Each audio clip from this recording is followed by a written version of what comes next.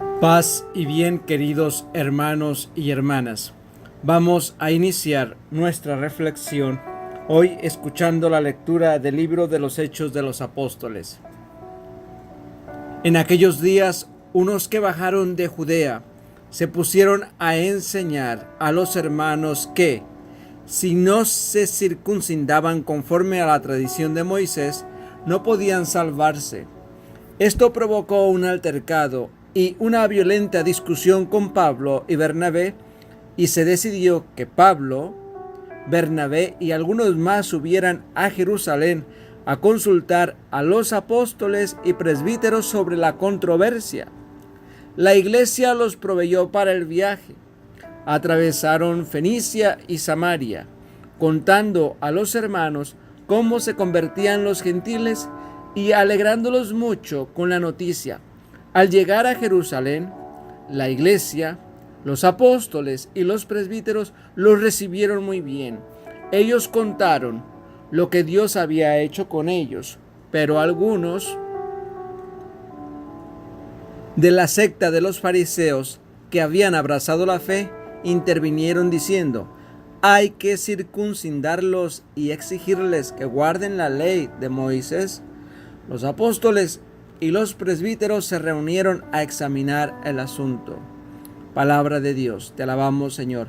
Salmo responsorial. Vamos alegres a la casa del Señor. Qué alegría cuando me dijeron: vamos a la casa del Señor. Ya están pisando nuestros pies tus umbrales, Jerusalén.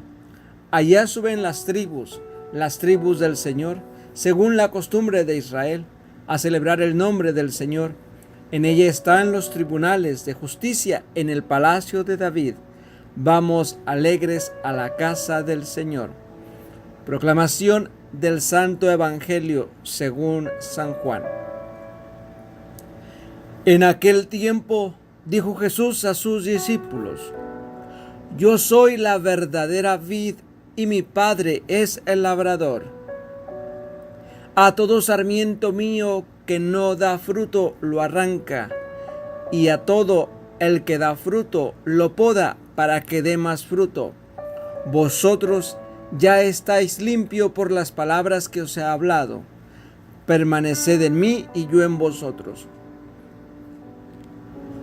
Como el sarmiento no puede dar fruto por sí si no permanece en la vid, así tampoco vosotros si no permanecéis en mí. Yo soy la vid, vosotros los sarmientos.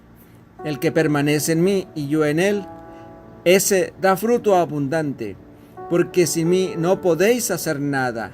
Al que no permanece en mí, lo tiran fuera, como el sarmiento, y se seca.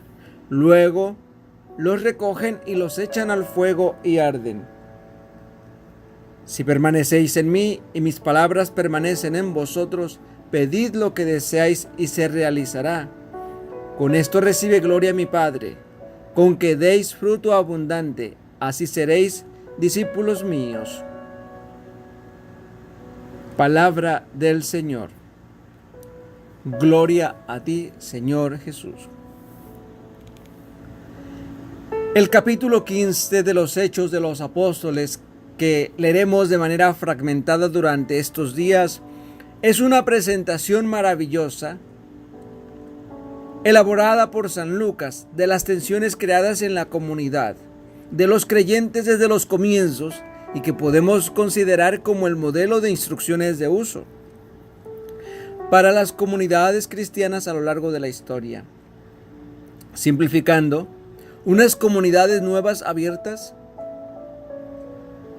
las nacidas en medio pagano, que descubren la noticia sobre Jesús con el asombro de lo totalmente inesperado que supera cualquier sueño que hubieran podido imaginar, y otras comunidades en continuidad con el judaísmo, que se sienten como el resto de Israel, el nuevo pueblo de Dios, estrechamente vinculados a su tradición religiosa, que consideran indispensable para formar parte de ese nuevo pueblo. Esto se traduce en dos actitudes diferentes: la de aquellos que viven su fe a partir exclusivamente de la novedad de Jesús para sus vidas. Pablo y Bernabé son sus representantes, y la de aquellos otros que creyendo en Jesús suponen que para llegar a Él es precisa la mediación del judaísmo. Algunos apóstoles están más cerca de esta concepción.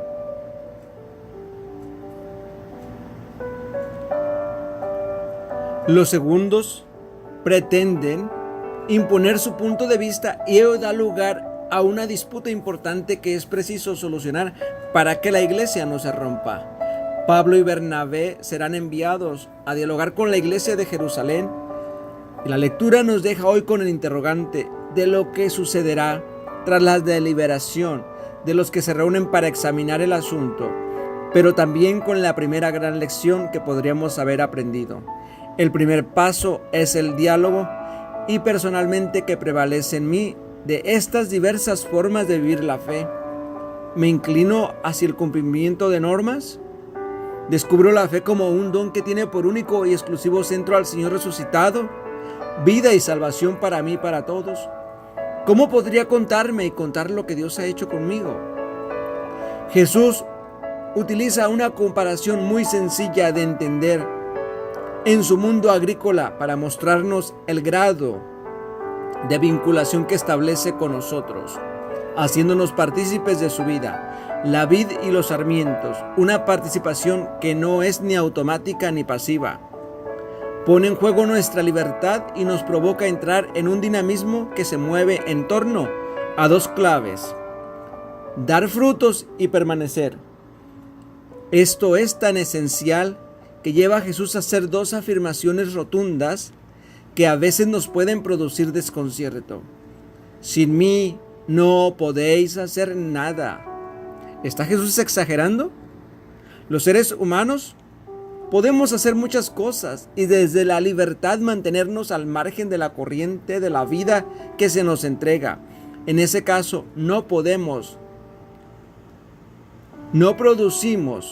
frutos y es seguro que tenemos alguna experiencia de esa realidad.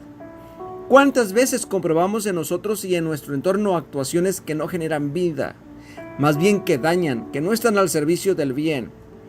Pero también al contrario, la presencia del bien nos habla de la vinculación con la vid, independientemente del grado de conciencia que tengamos de ello. No es nuestra obra y de hecho lo estropeamos cuando no la queremos apropiar. Si permanecéis en mí, pediréis lo que queráis y se os dará. El contexto en el que Jesús hace esta afirmación no deja demasiado espacio para pensar que se trata de poder pedir a Dios esas cosas que tantas veces se nos ocurren y que nos llevan incluso a intentar una especie de comercio piadoso con Él, en el que se compran sus favores con promesas. Por nuestra parte, nada más lejos del Dios de Jesús. Permanecer en Él, estar unidos a la vid, nos ayuda a ir descubriendo el sentido profundo de la vida, ilumina el camino, despierta el deseo hondo de producir frutos, pero tenemos que permanecer unidos al sarmiento, que es Jesús. Sin Cristo, no hay camino que nos lleve a la verdad. No hay vida que nos lleve a la plenitud. Permanecer en Él es la clave y el reto del cristiano. Y en este desafío resuenan aquellas palabras: cuando en soledad toma conciencia del cáliz que ha de beber, ¿duermes? ¿No has podido velar ni siquiera una hora? Velad y orar. Podemos confrontar San Marcos 14:37 versículos y siguientes. Velar es permanecer en Él, es dejar que Él permanezca en nosotros, saber que está ahí contigo, o que al menos al despertar de nuestros despistes cristianos podamos decirle: perdona, no me había dado cuenta de que estabas ahí. Velar es permanecer en el camino, no cesar en la búsqueda de la verdad, comprometerse para que triunfe en este mundo la vida, y para velar, para permanecer en Él, es necesario orar.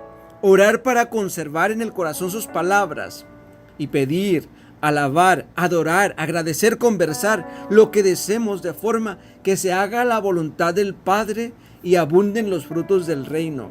Así, si vivimos injertos en la vid de Cristo, cualquier altercado, discusión o tensión que se manifieste en la comunidad cristiana o en la familia o en la comunidad religiosa podrá encaminarse hacia su superación, como sugieren los Hechos de los Apóstoles. En la primera lectura de hoy, con Él es posible. No nos durmamos ni un segundo pensando qué ocurrirá si lo intentamos sin Él. Mis queridos hermanos y hermanas, que la reflexión de hoy nos ayude a nosotros para continuar nuestra vida cristiana diariamente. Pidamos al Señor con humildad que nos regale su Santo Espíritu para que nos ilumine y nos mantenga verdaderamente velando, pero también permaneciendo pegado, o debería decir, pegados al sarmiento, a la vid que es Él. ¿Y nosotros? ¿Qué somos nosotros? Sería buena pregunta. ¿Qué somos? Que el Señor nos bendiga en el nombre del Padre, del Hijo y del Espíritu Santo. Amén.